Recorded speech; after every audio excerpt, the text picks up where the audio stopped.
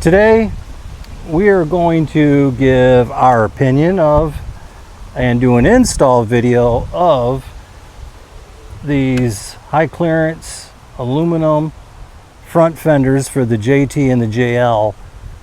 They're made by GenRight Offroad, and we don't have an unboxing video unfortunately because these two pieces here, the logo and the backing plate, we set those out and had them powder coated, and really glad I spent the time to do that.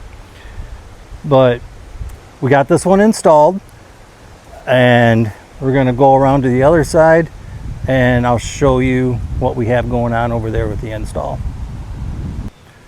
All right, so as you can see, we've already got our fender off, our fender flare.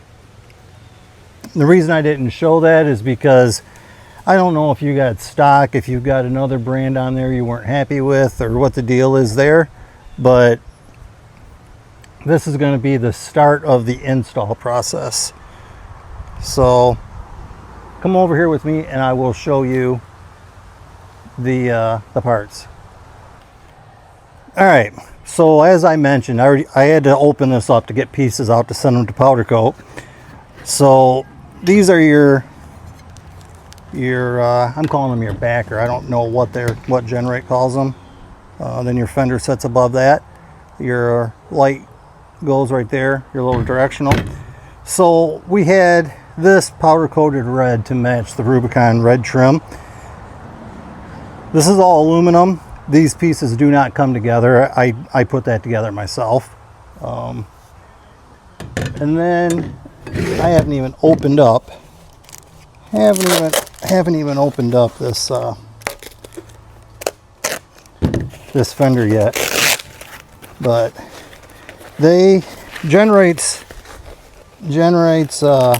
packing is always second to none. The way they package stuff, I've had boxes show up, no fault of GenRight's, but through FedEx, they were a little on the beat up side, and I was worried.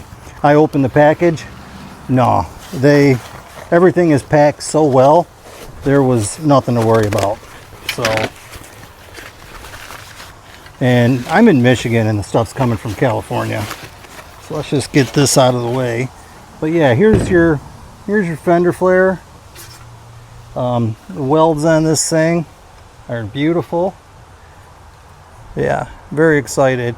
We had these same fender flares on our JKU, and the way we use that Jeep, we decided to leave them raw, not for aesthetics and the way it looked, but more so when we ran it into a tree or on rock rash or anything like that, we could just sand out the scuff marks. We didn't have to paint it. We didn't have to send it to powder coat. And a lot of people told me that it was going to be a pain in the butt, that it's going to corrode and look like crap. And honestly, you take a Scotch-Brite pad and I could walk around that thing and have that aluminum looking beautiful again in a half an hour. And it takes you that long to clean something that's painted. So with that being said, we decided on this vehicle to do the same thing. We're leaving everything raw. Shows the workmanship of the GenRight parts, and honestly, makes it look different than everybody else's. All right, so I've already mentioned I removed the fender flare. So after you remove the fender flare, and I've already done this too, you're going to want to go through and you're going to want to clean any dirt off of this whole area. I didn't do these because we're cutting those brackets off. And so for cutting these brackets off, I got this tool here I picked up from Harbor Freight. I think I paid like 30 bucks for it. Highly recommend this. So what I choose to do is I take one cut down towards the bottom of this bracket and just get it off, and then I'll take another cut up higher and on this type of bracket here. And on these ones, what I do is I try to make a cut towards the weld, and then I'll score the top weld, and I'll take a hammer and some channel locks and just sort of break it off and then clean it up. So let's get started on that. So it's a little more work maybe, but not much, a couple minutes at the most. Once I get that cut, I can get in here and make a nice clean cut easier. Okay, once we get this bracket here off, I just use this little angle die grinder with a sanding pad on it, and you clean this up and just get it looking decent.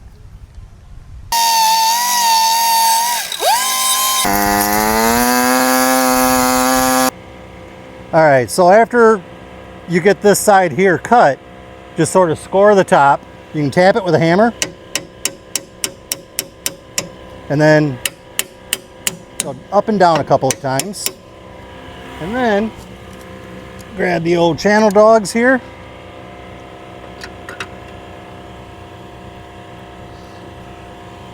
And it comes right off. All right, so again, you want to clean this up. You don't want it looking gnarly and sharp. So again, I'm using the same. You can, if you got a floppy on your 4-inch angle grinder, you can use that. I choose this because it's small and easy to maneuver.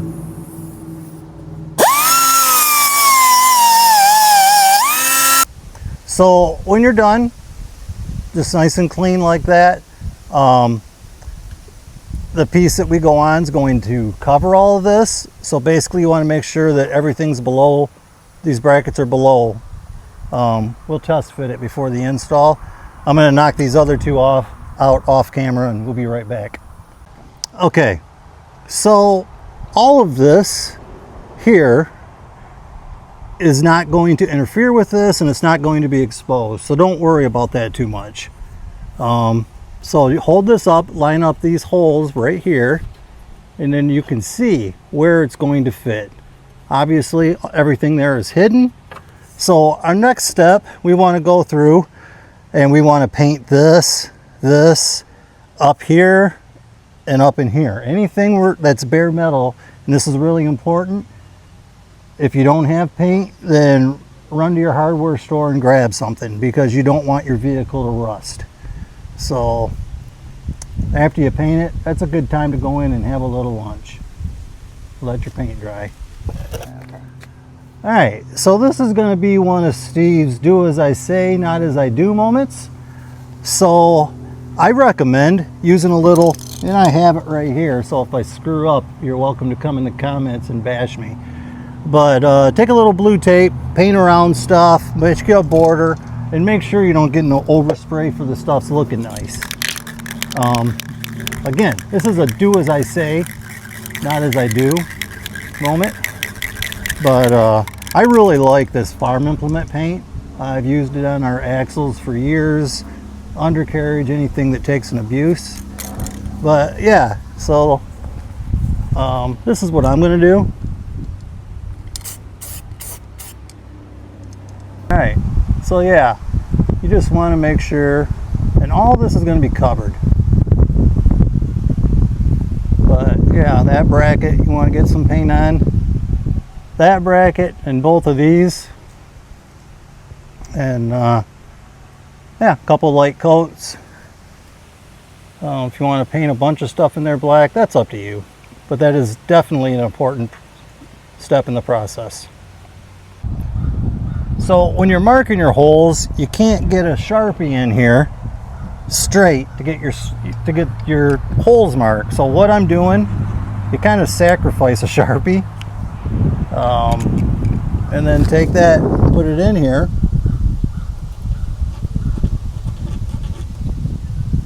and you're not really sacrificing it per se. I'm sure you're shortening its lifespan. Yeah, then put it back together. But that'll get you in there to where you can, because you have two more holes that you need to drill.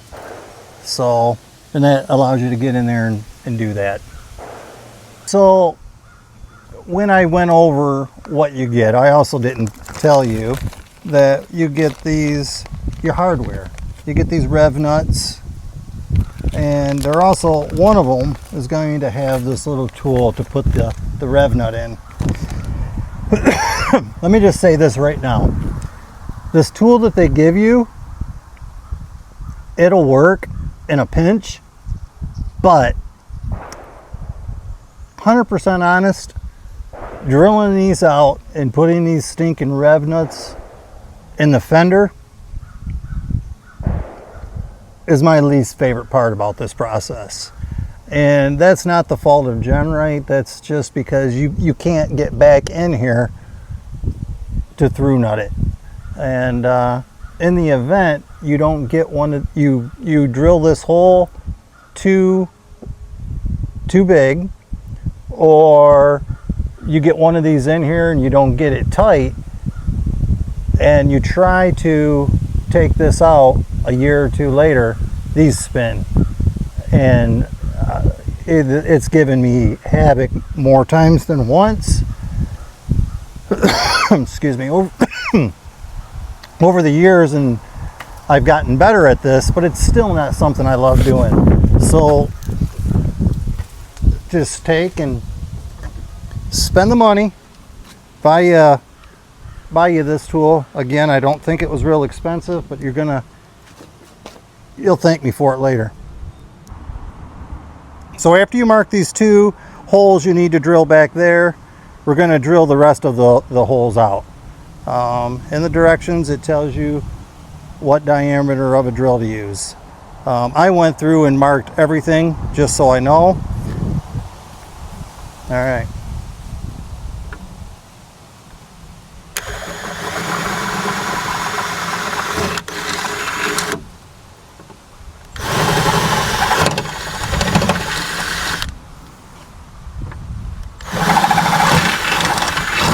Okay, so here's the 2 holes that we marked on the inside where we took our Sharpie apart. One there and one there. You don't want your drill bit to wander. It's very important that these are exactly where they need to be. So I use a little punch.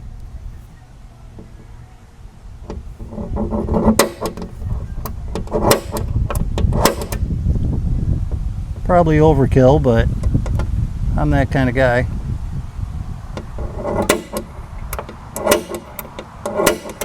Okay, and then another thing that I do with that, I start with a smaller drill bit.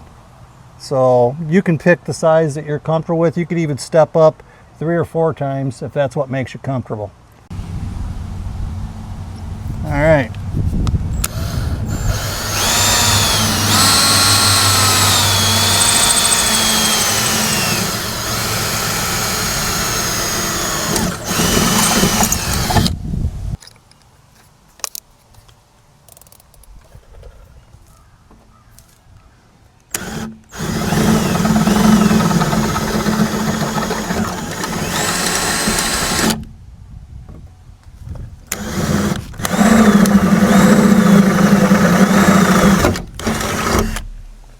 So one thing I like to do, so when you drill this, you've got raw steel now in there, right?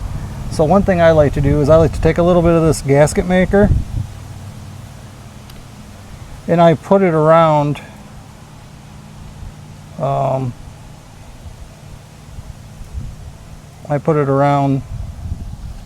this rev nut, and then I insert it. And what that does is 2 things. One, you're kind of sealing up that rust a little bit to keep it from rusting in the future. And 2, that gasket maker is going to give just a little more grip onto your rev nut in the event you didn't get it tight enough in the first place. All right.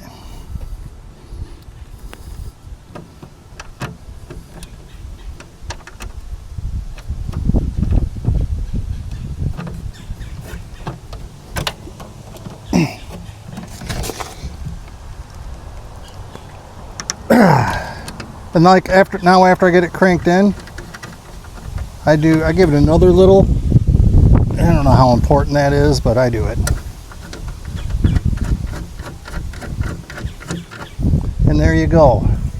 We just got 10 more to do. There you go. So this bracket, last time I kind of put everything in, and at the end I tried to get this Allen head bolt through, and I was able to get it, but I struggled with it a little bit. So this is aluminum, this is stainless.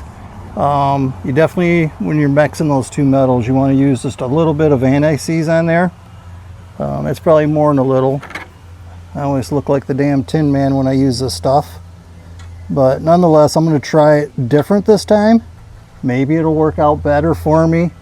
Maybe it won't. And another thing you're going to want for this whole process, you're going to want a nice, decent set of Allen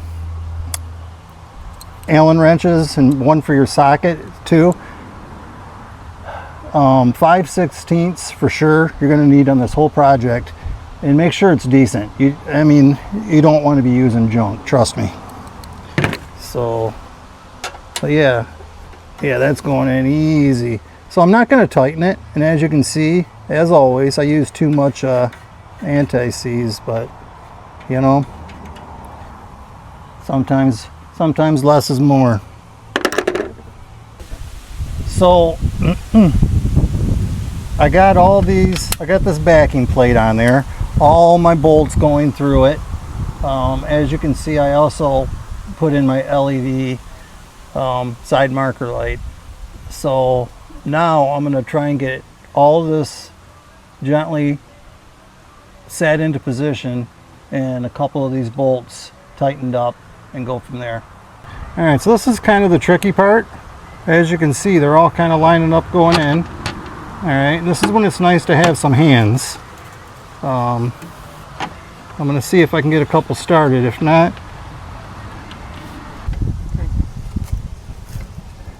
yeah, this is a little tedious here. Not horrible, but you just got to get, once you get a couple of these bolts started into those rev nuts, and my lunch wasn't long enough, so my paint's still a little tacky. But yeah, all right, that one started.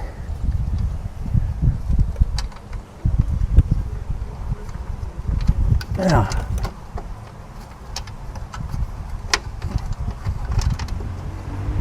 Well, right now I have 2 of these bolts loosely in there.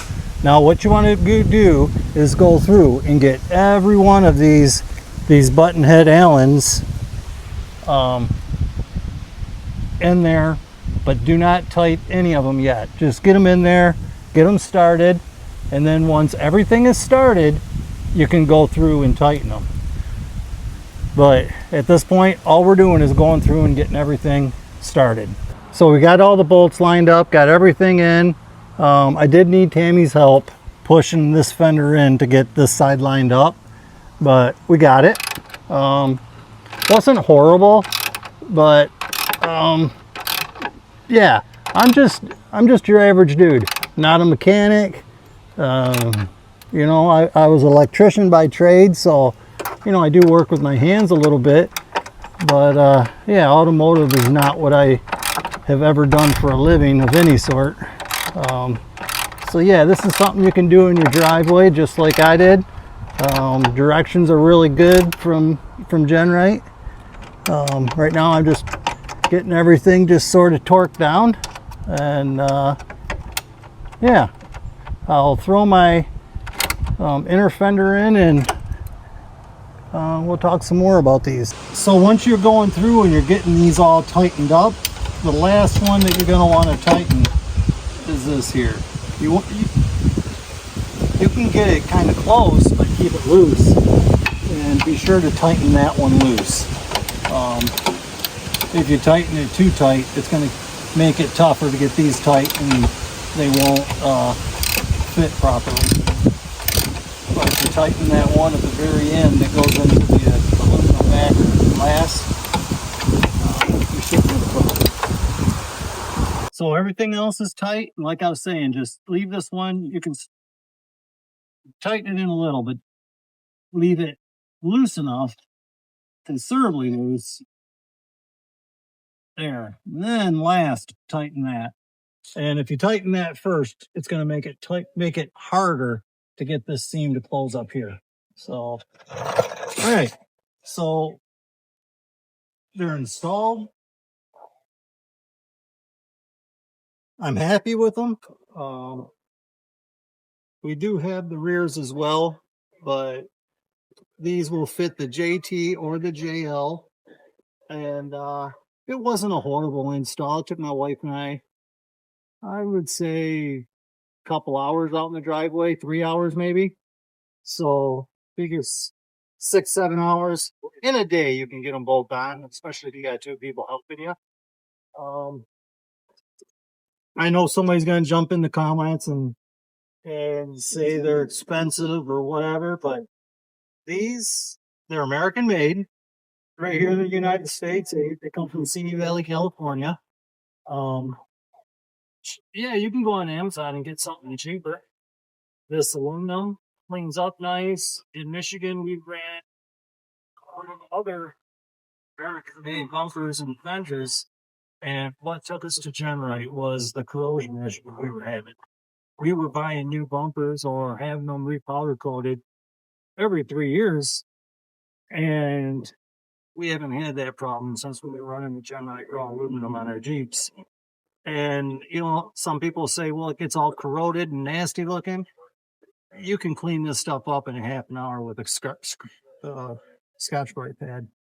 So, yeah, very happy. And cleaner look. Absolutely. So, yeah. So thank you all for watching. I wanted to say we liked this product so much when we purchased it before for Shaka that we purchased them again to put on the JT, and it has transformed it tremendously. And we're very pleased. Thank you again. And if you enjoyed the video, if it helped in any way or entertained you at least, give a like, subscribe, and please share.